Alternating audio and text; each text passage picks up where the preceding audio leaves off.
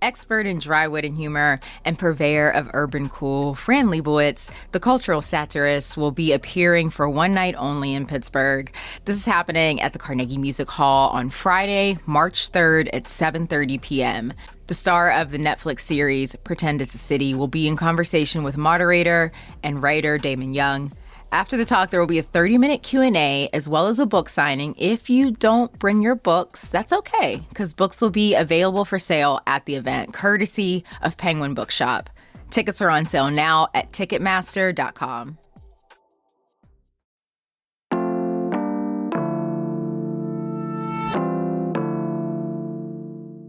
Here's what Pittsburgh is talking about. It's the Friday News Roundup. Andrew McCutcheon is back with the Pirates. A glow-up for the city commission might shake up the art scene here. And maybe you don't have money right now, but you could be missing out on unclaimed money.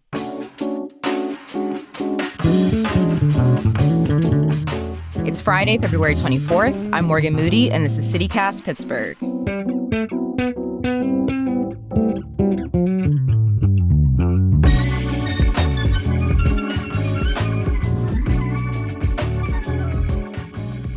I'm with the whole team, Megan Harris, Elizabeth Kama, and Francesca DeBecco. Good morning, ladies. Hey. Good morning. Good morning. Elizabeth, you're going first because we love to get paid, and it's Friday. Yeah, I mean, I don't know about you guys, but the inflation has got me really thinking about finances a lot, how to pinch my pennies. Yeah. Have you guys heard about unclaimed money before? I have, and I'm mad. I don't have any. I don't have any money waiting for me. I think I've heard of it. Like, I've seen commercials for it, I think, but maybe that's just like me remembering mesothelioma commercials.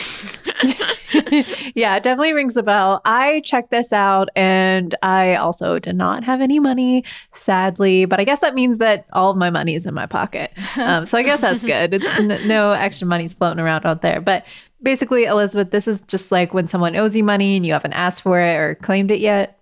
Yeah, no, it's basically a pretty self-explanatory name. It can be a lot of things, but like when the government or an organization can't locate a person to give them their money, they will send it to the state-run unclaimed property office.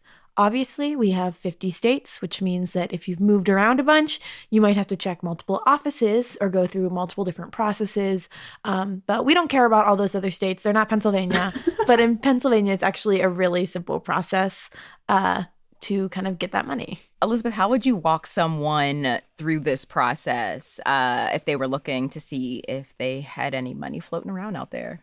Well, it's a good thing you asked me this because I did have to walk my father through this. Did he have money? He did. He and my sister did. I did not. Everyone but us. Truly, we're just unlucky.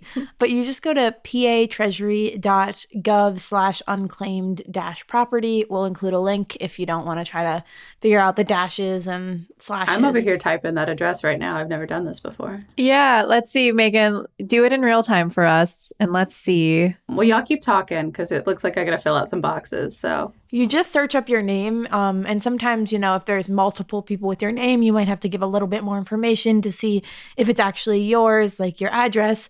And it'll show basically like kind of a range of money you possibly could have. And then all you have to do is claim it. So you can find the link that Megan is searching right now in the episode description, but you can also subscribe to the newsletter. On Tuesday, I'll be running an explainer with more information on this so you don't have to filter through all of our following our conversation in real time. But Megan, anything show up yet? yes, not for myself, but I just looked up my partner's name and they have an unclaimed paycheck. Ooh. Wow. Does it say the amount?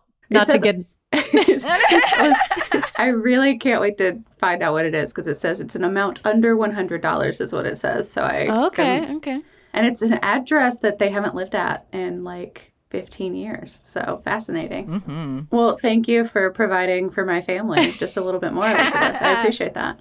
Well, maybe our listeners will have some luck with this. If you end up getting some of your money back, please let us know. We'd love to kind of see if you guys use this news. So there's some news in the Pittsburgh art world. Francesca, I'm looking at you. Yeah, public art is getting a new look, we could say. The City Council just approved the first 7 nominees to a reorganized commission. It's the Art and Civic Design Commission. And so far, 4 of those nominees have been finalized. I remember this, at least the reorganized part. Gainey really cleaned house last year. Yeah, Mayor Ed Gainey dismissed all 5 members of the commission last November. People were pretty shocked by it, but looking into this, I found out that the Art Commission's essential structure and function had not changed since it was created in 1911. So the city really wanted to scrap it all, and they wanted to work on separating it into 2 separate camps. So 2 separate camps, how's that going to work? I think it's got to do with where things are and how things are. At least that's what I remember from your newsletter, Francesca. Right, sort of. Yeah. The one committee, the art committee, will oversee citing and changes to public art. And the other one, civic design committee, will handle municipal buildings and landscapes. They say it's going to totally change how the city reviews, approves, and funds public art and civic design. What about that law that always comes up while people are talking about this? I remember you writing about it when all of this first popped up last year. Yeah, I thought this was interesting, the way Pittsburgh went about this. It's called the Percent for Art Law. Have you guys ever heard of it? I haven't. I was talking to another artist about it, though, so I am interested in what it actually is. Yeah, the city has this decades-old law that requires the city to reserve 1% of the funds for construction or renovation of any city-owned structure costing $50,000 or more to also create art on that site. And art advocates want it revamped, and Mayor Ed Gainey heard them out. He proposed changes to this, too, back in December. I am so ashamed. I did not know this. I need to return my Bachelor of Art History. So how are people feeling about this? Well, the funds aren't always enough to cover artist fees, materials, the maintenance. So the law also requires builders to place the public art at the same site as the project that's funding it, which some advocates say goes against efforts to sort of spread art more equitably across the city. So instead of having funds be used on the same project they're drawn from, the changes would mean that funds would be pulled citywide to be spent on more substantial projects that might be across town. Morgan, I know you reached out to a bunch of your art friends in reference to this. Did they have anything interesting to say? Did they concur? Yeah, I reached out to quite a few artists here in the city, one of whom a visual artist and muralist. You may have seen his work downtown by the Riverwalk of Billy Porter. I think Wiz Khalifa's on there. It's just a lot of really well-known Pittsburghers. His name is Camo Nesbitt. He's a Homewood native. He paints really colorful murals that explore the importance of representation of Black people in his public art. I asked him, what this meant, if this had any impact on his personal art. And he told me, when it comes to myself as a muralist, street artist, I'm honestly not sure how this will impact my practice. The city of Pittsburgh and the Art Commission has not really been instrumental in my works or practice in the past. As exciting as this article is, referring to the WESA article, my best answer is we shall see. If it does impact my practice, I pray it's all positive. As a Black person in Pittsburgh, this could be huge. Black representation in rooms as such is ideal and needed in this city. I appreciate and commend the push for change. I congratulate all of the new committee members. Mikhail and Celeste are family to me in the game. He said he's intrigued, but, essentially we'll see, which is kind of, a very realistic approach, I feel, for Black Americans and people a part of the Black and African diaspora here in the city of Pittsburgh. And Mikhail, that's one of the artists that we talked to really early in the CityCast journey. Way back. This time last year. Yeah, Michaela Wuna's visual strings artwork, you can't miss it if you're seeing a show downtown. So representation matters, and it will be, refreshing to see what changes this committee plans to make to the art that, really inspires our everyday lives, whether we realize it or not.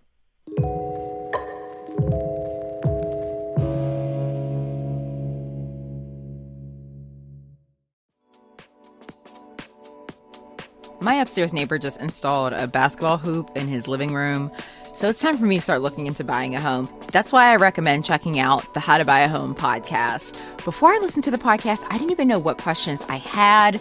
Now I'm starting to make real plans. Host David Sidoni has years of experience helping first-time homebuyers close on houses they thought were impossible. His How to Buy a Home podcast is a free resource that breaks down what you need to know to make buying a home a reality. Like, will your mortgage be more than your current rent? David can guide you through the next steps that are right for you. Start listening to How to Buy a Home podcast today at howtobuyahome.com or wherever you listen to podcasts. Have questions? Ask David directly at howtobuyahome.com. Visit howtobuyahome.com and make this the last year that you rent. Well, baseball's back. Kind of. It's the Grapefruit League. But if you're still, loyal to the Buccos, I feel like that's good enough, right? Yeah. Pirates spring training started this week in Bradenton, Florida. I've never been down there, but I always think about it. Late February, sort of rough on the psyche up here. Mm-hmm. Wait, why is it called the Grapefruit League? It's just a nod to Florida's citrus industry. The other half of the MLB plays in the Cactus League, which is out in Arizona. It's cute.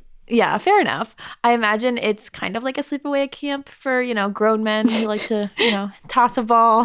I think the same thing. That's what I think about too when I think about them at spring training. It just looks so fun.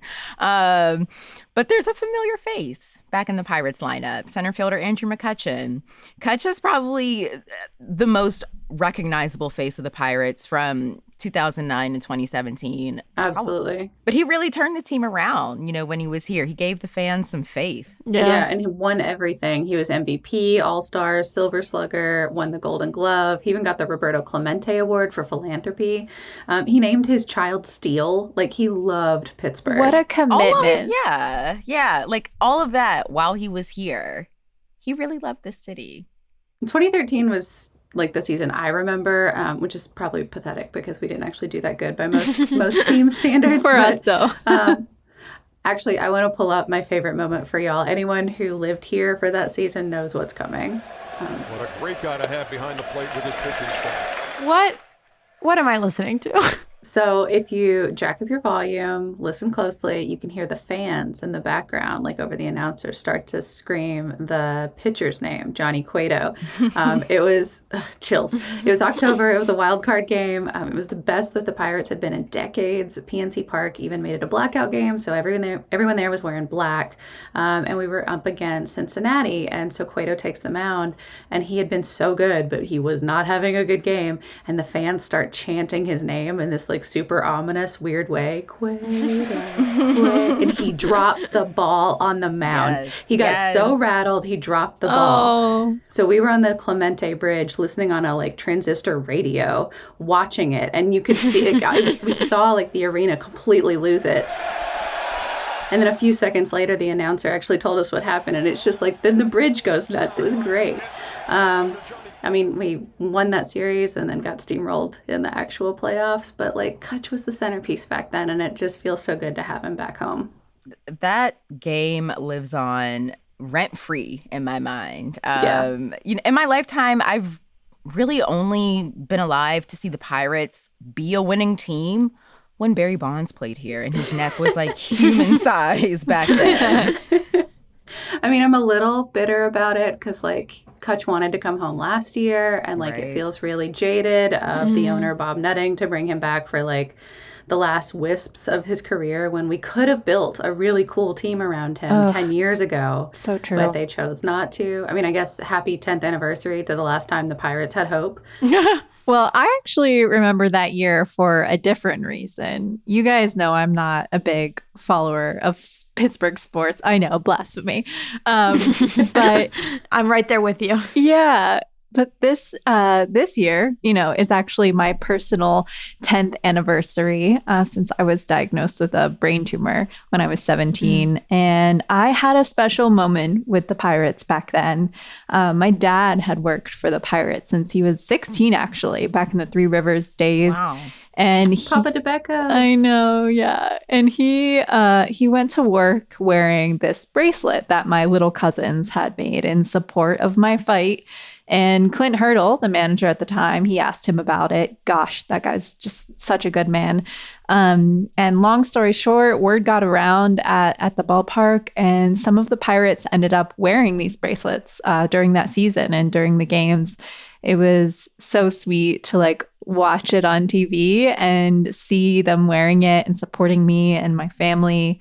And they invited me down to the field too. I met Kutch and a ton of other players. That's amazing, Francesca. Don't hate me because I can't remember all of them. It's fine. But I do remember Garrett Jones. He wore the bracelet a lot. And I actually found an image of him on our photo subscription site, Getty, of him wearing it. So that was kind of cool. It's of him like high-fiving another team player. Can we see it? It's so, the bracelet's like so slim. I'm so glad you pointed it out. Yeah. We put it in the newsletter this morning for everyone to see. You should totally check it out. It's like the sweetest moment.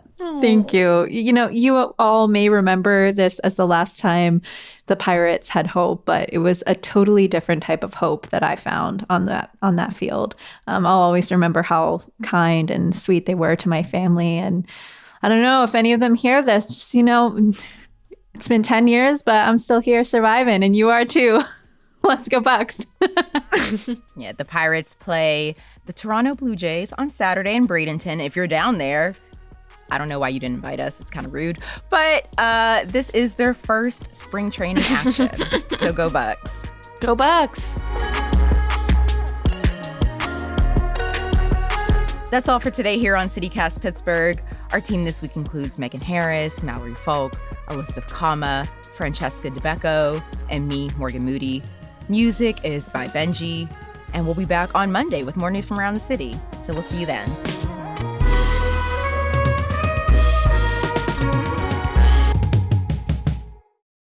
I should have called you Francesca DeBecco. Cool.